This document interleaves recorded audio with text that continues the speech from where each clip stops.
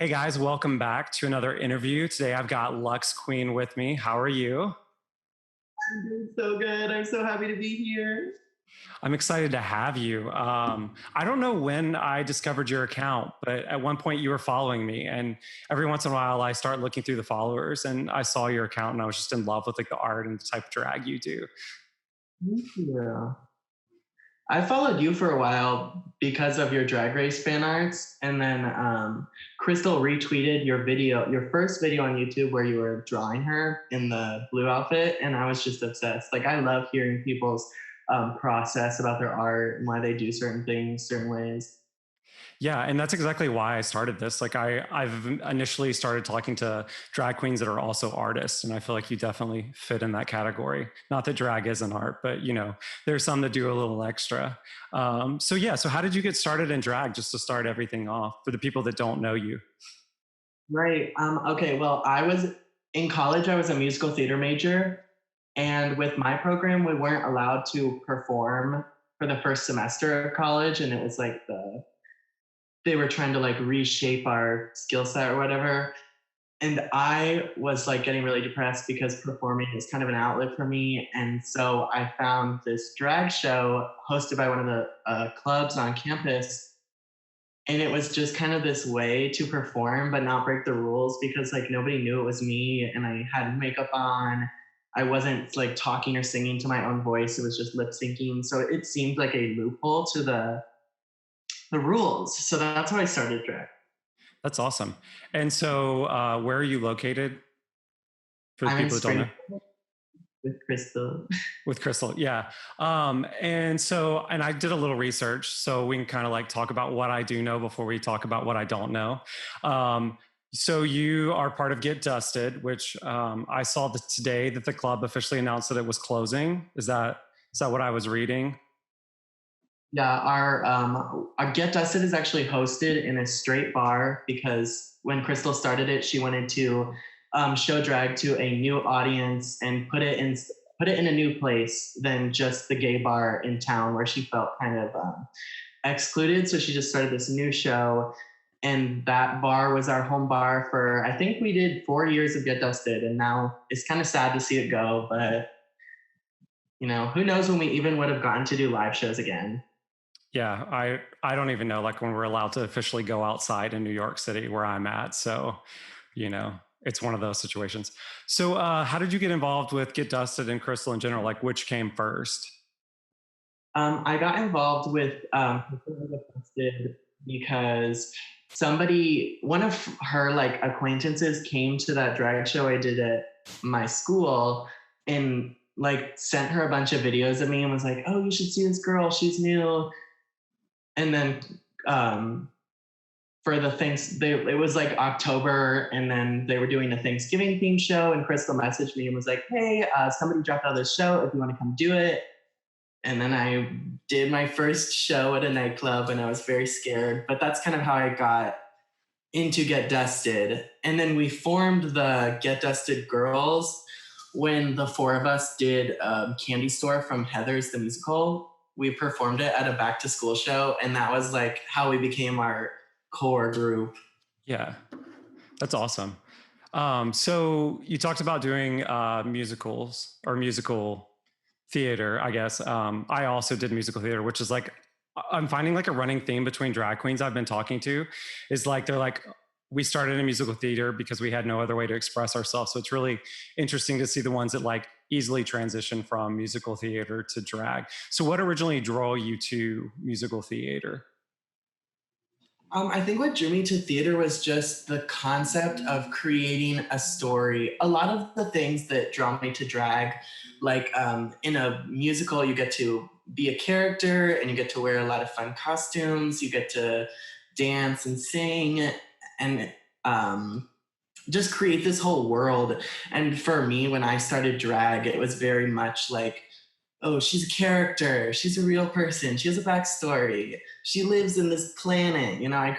I went through and like thought about all the backstories of Lux because that was how I'd grown up coming up with characters. I don't know, just like something about the idea of making a character and then fleshing them out and bringing them to life on stage, whether in drag or out of drag, is just really exciting to me.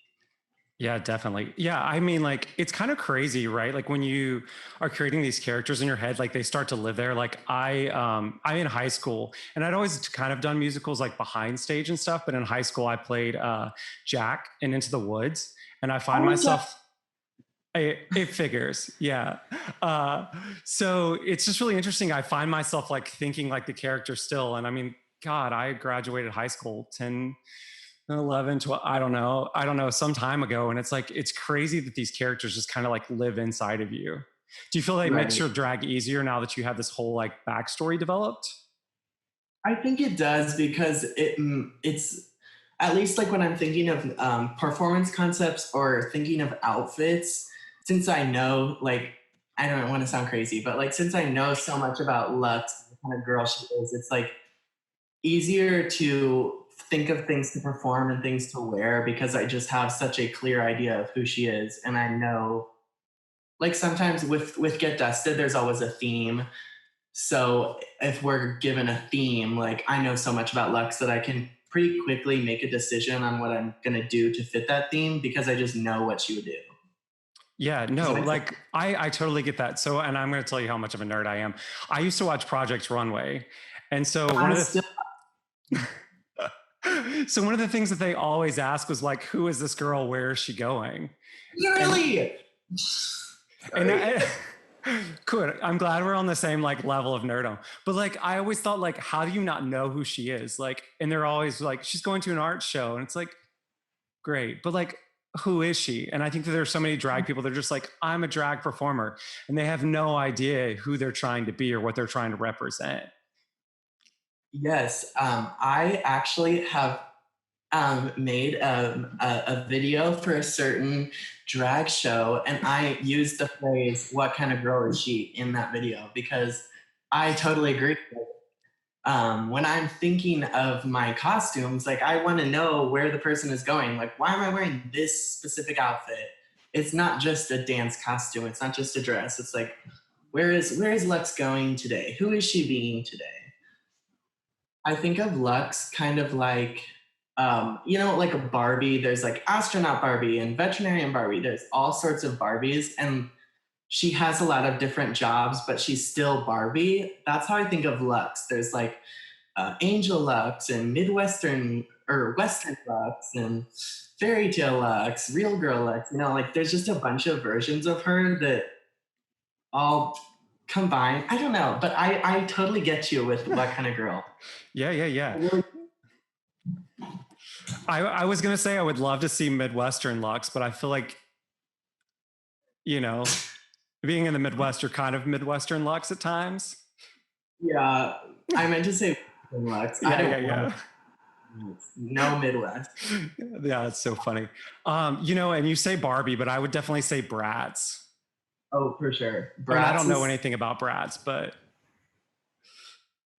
me either, but I know that my lips are based on them and my eyebrows were such like I would just stare at Bratz dolls when I started drag, just like looking at them.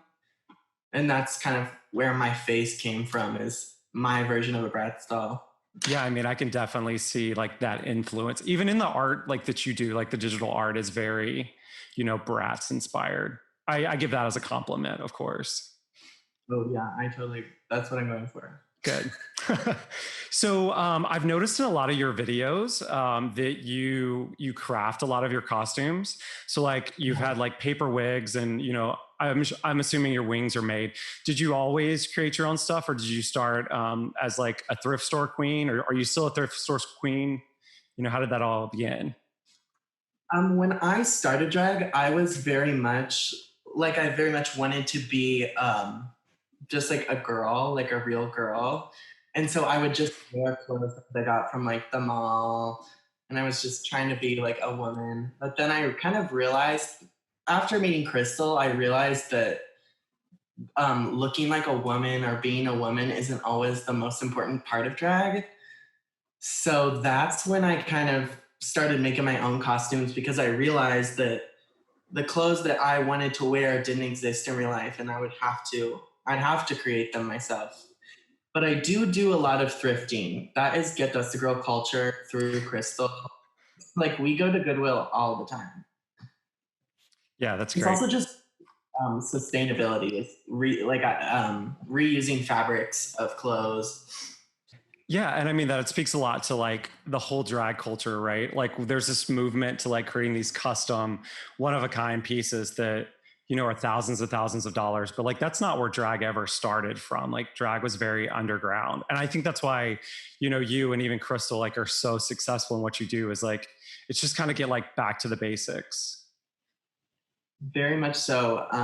Something that me and my sister Daya talk about a lot with drag, and specifically related to the Get Dusty Girls, is we like to call ourselves like homemade. We look polished and good, but there's something that's just a little homemade about it. But I feel like that gives so much charm to what we're doing because it's like we're just people who have these crazy ideas and we have $15, but we're gonna like become Lady Gaga and Ariana. Like we're gonna do it somehow. And I think that's charming that there's always something a little homemade, a little um, hand done that's just cute and very much our brand as a unit.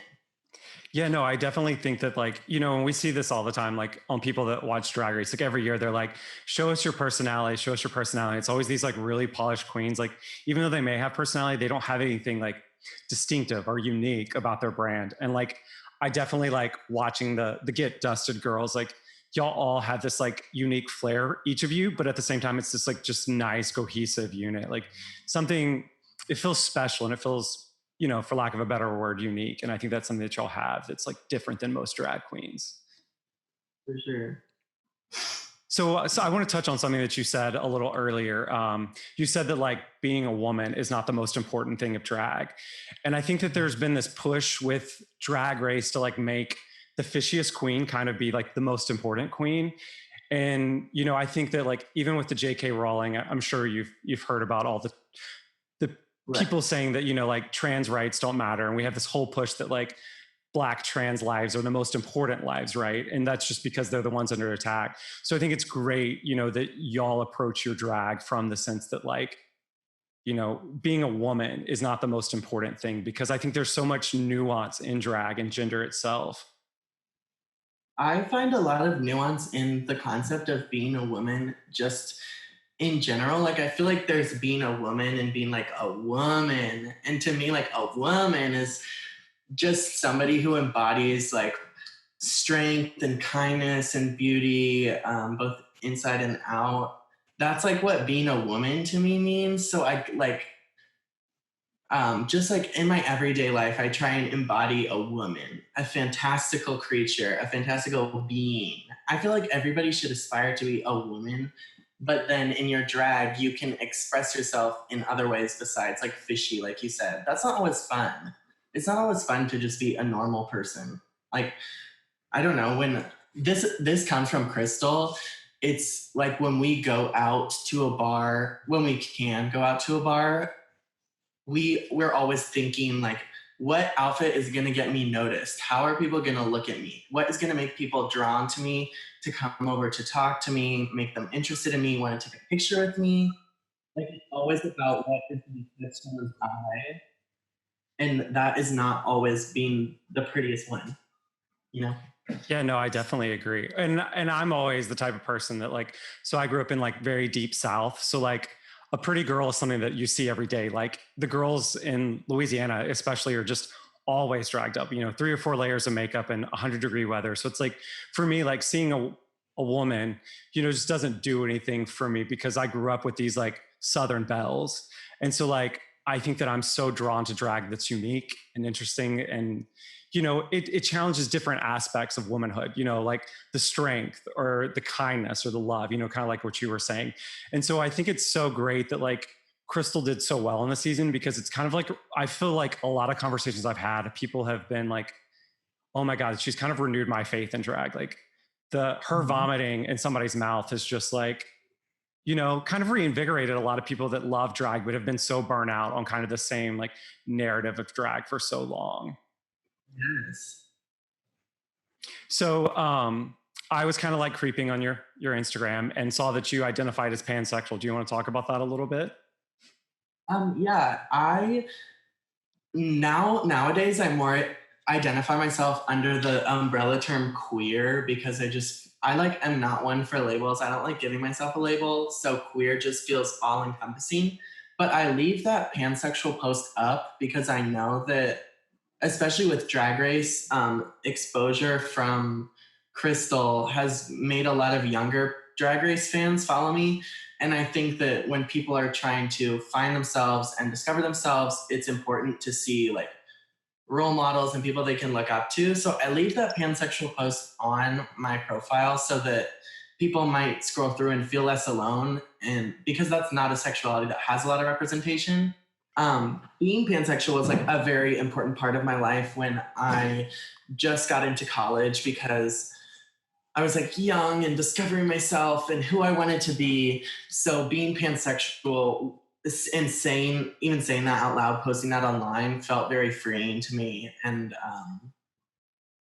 yeah, I mean, if I had to really pinpoint my sexuality, that's probably the word I would use. But nowadays, I just like queer because it's like, why do I need to define it? I don't know. Yeah, no, I mean, I relate to that because like I guess if you like had a term, I would say bisexual. And I don't really see a delineation between bisexual and pansexual. Like when I look at bisexual, I think of like same and different, like I'm attracted to my same sex and other sexes. And so it's kind of like somewhere in that line. But yeah, like as I've gotten older, I also just say like gay or queer. Like it doesn't, it doesn't really matter.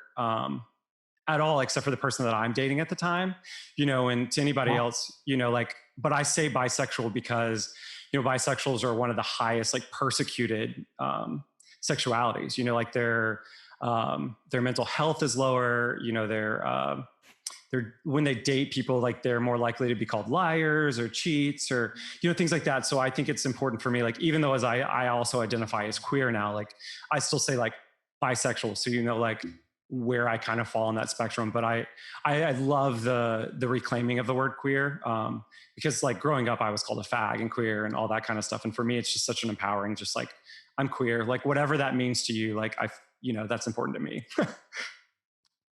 You talked about auditioning for a little show. Is that something that you've got your sights set on, or you're kind of just for whatever happens?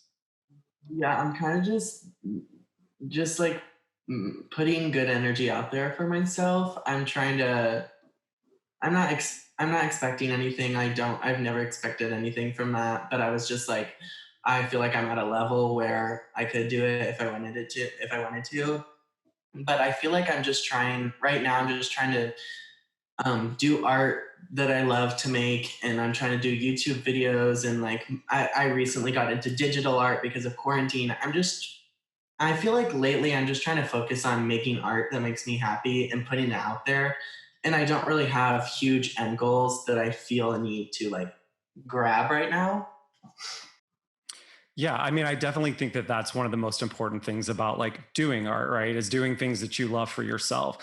And I think it's easy as artists for us to fall into this like expectations for everybody else, because now you're, I guess, part of this legacy of Drag Race, this legacy family. And it's like everybody's going to be pushing to be like Dragula, Drag Race, what this. And it's like it's really about like what you find fun. Like there are so much times, like for me personally, like when I'm doing Drag Race fan art, it's fun, but there are people that make it not fun because they have these expectations for me to like only draw Drag Race art, and it's like I have to step back and like take breaks and just be like, this is not fun for me this week, like I'm going to do my own thing. And I was just wondering if like you kind of experienced that and like yourself, like do you have, like, since you now have this like wide audience because of Crystal being on Drag Race, like do you feel a lot of pressure? At first, I felt a lot of pressure. Like I remember when the day that I passed 10,000 followers, I was like, oh no, now I really have to be on my game and like post every week and always be turning out new content. But then I kind of calmed myself down and like a lot of those people interact with me on Twitter and they're like they're just so excited to see things that I'm passionate about. Like all these fans who have followed me and my sisters because of Drag Race are really just. I feel like they're new to drag. They don't know a lot about drag besides Drag Race. So when they find us, it's like exciting to look into another world that's similar. It's similar to what Drag Race offers, but a little bit different. And then they connect with us like through just simple stories on Instagram. You know, I don't feel pressure to post a lot or up my game because I already feel pretty confident in what I'm turning out. So if anything, it's more just an encouragement that I'm on the right path is what I've gotten out of it. It's like, yes, Lex, you are doing it. We are liking it. Keep going. Yeah, no, I support those sentiments. I've checked out your YouTube channel. Like that was kind of what pushed me into like wanting to interview you. It's like I look at you, and there's not a lot of queens that are, I guess, drag race adjacent. I wouldn't like classify you in that are just like so confident in the type of drag they do because it's not initially like rewarded. Kind of, like a lot of these people are just like fishy, drag race queens. Like they're about riding celebrity and wanting to feel like that wind. And so it's like it's so nice, like the Get Dusted that has like it's moved to digital, and it's so nice for people to be able to experience things outside of this like mainstream drag trends. I love the digital drag trend because as I've gotten more into drag, I kind of realized that what I love is like the visual. I am like not the best performer. I do not like performing. So to me, like digital drag is really exciting because it's like I get to make this music video that's just 3 minutes of like visuals of me looking cool. And I don't have to worry about looking bad in whatever club lighting there is, or like if someone gets an unflattering photo of me from a weird angle in the audience. I don't know. I just love the digital drag stuff. I love creating the whole video and editing it, putting that all together. So for me, like, I don't know. It's just so fun to create digital content. I've always liked editing videos and being on computers. So this is just really exciting to bring drag into a new kind of art form. And also, what I love about the Get Dusted girls or the Get Dusted, like the movies that we've been doing, is that our numbers are more than just a filmed performance. It's like there's a concept, there's outfit changes. Um, because when we started thinking about doing digital drag, it was like we have to adapt to the platform. And a straight drag performance just filmed on an iPhone is very exciting in person. Like when you're there and a drag queen is killing it, that is insane. But I feel like in a video, there has to be more to it because people's attention spans are so low. You have to be thinking about how to visually stimulate them, auditory, all this stuff. So I kind of went on a tangent there, but I No, feel I passionate. mean, I completely agree. Like one of my last conversations we had was with another friend was just like how great digital drag is, and I think that it's because there's no rules, right? And we saw that with the Drag Race finale, right? Like each of the queens did something completely different, and they were great for different reasons. And you have queens like Abora who are completely pioneering digital drag in ways that like I would have never thought that somebody could sit at home and like animate completely on top of themselves, right, in a performance, which is crazy. And then, it's like you can build these sets, and it's like, like you said, like sitting at your computer, you can do so much. Like you can join together people from all over the world, like make a whole movie, and that's basically what you're doing with Get Dusted. Like it's not just performances; it's like a movie from start to finish. There's somewhat of a storyline. I wouldn't say that there's a storyline, but you started like the more that they go on, the more of a story is developing, and I think it's so cool. So what would you give to like you have a lot of people doing your tutorials on Wow. YouTube like crazy. Like I follow you on Twitter, and every day in my feed it feels like there are 3 or 4 people like posting basically your face on there. Yeah. So like what kind of advice would you give to people that are starting out trying to figure out how they want their drag face to look, like never play with makeup, never done drag, because a lot of, like you've said, a lot of your fans seem to be very young. So what advice would you give to them? Advice, I think is that first of all, you always have to trust the process. That is something that's taken me a long time to understand. Because when I started drag and it didn't look good immediately, I would get so mad and wash it off and not go to the club that night or whatever. I would get so discouraged that it wasn't perfect. And I've had to tell myself to just trust the process. Like the more you do it, the better you'll get. It's not something you can rush. Like you literally just have to practice and practice makeup. And another thing I would say is just experiment, like practice, do my makeup, do Crystal's makeup, do Jada's makeup, do Gigi's makeup, like do all these different types of makeup because you can learn so much just from following the steps of other people, following their techniques. Like I love watching makeup tutorials, not because I'm looking for how to do it, but more just like I want to know why the drag queen does her eyebrows that way, or what inspired her to kind of think outside the box. That's why I like your videos, because I like getting in your head and hearing the reasoning behind the choices that the artist is making. So I feel like exploring many different people's faces in tutorials is a great way to do makeup. And also just like you just have to believe that it will get better. That's my number one thing. Like it's gonna be bad for a long time, but it will get better. Your makeup will be good eventually. And it's always like we're always changing, we're always growing, you know. I've felt like I perfected my makeup like 4 times in my career of doing drag, and it's like we're always growing, we're always getting better. You can't expect to be perfect immediately, and that was a big problem for me. Yeah, and I feel like a good piece of advice, and I've done drag makeup like 5 times, but like I found like, and I did a lot of like movie scary makeup. And I found that what made me get better at stuff like that was like recording myself. And even so, like, you talked about watching my videos. Like, even since I've started recording my videos on art, I've really just like opened up my mind like to thinking more about what I'm doing and the reasons why. It's great for people to be able to see that for them, but like also for me, like, recording myself, I learn what I'm doing. And I think that's great advice. Just set your iPhone up while you're doing makeup and, watch yourself do one eye, before you do the next one. Like it's just great advice.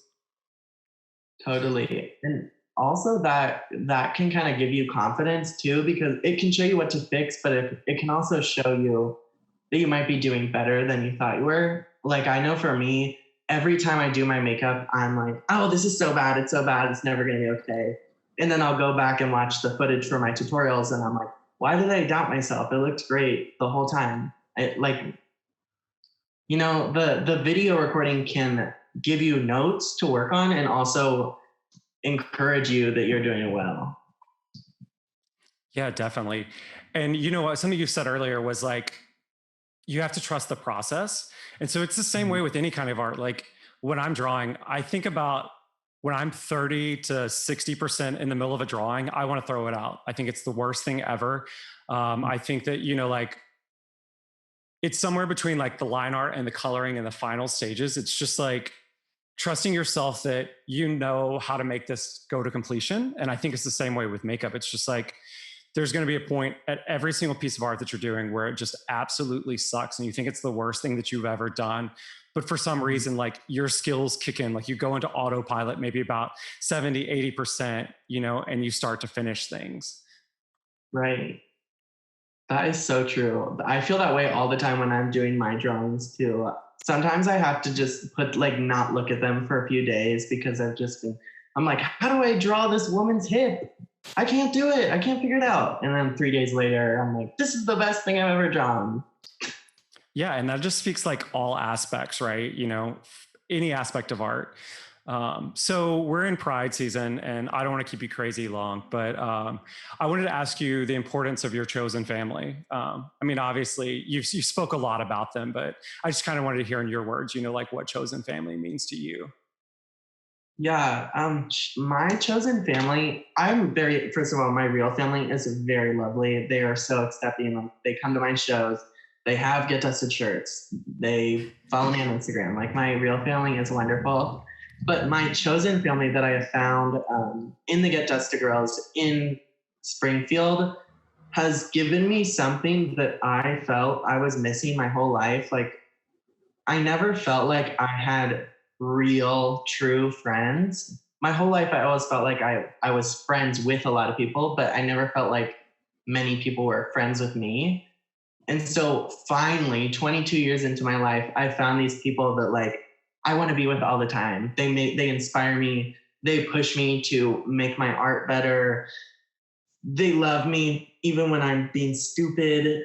Um, I don't know. They're so great, mostly because they're so inspiring. Like they're Crystal, Daya, Dagan are always making me want to be a better person, a better drag performer, a better artist.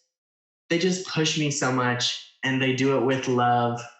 And I just love them. I don't know. No, that's totally awesome. If you could leave this conversation, and this is a huge question, with like, a final statement or any kind of advice for the people watching this, what would you want to leave them with?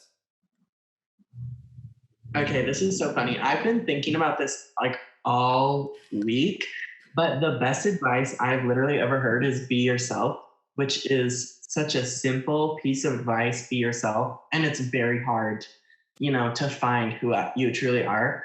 But I honestly, when I think of like this like success I've gotten in my life, um, on my personal scale for me has just always come from me being authentically myself. And I have to tell myself all the time, like, just because somebody else is doing it this way doesn't mean you have to. Like, do it your way. People love it when you do it your way.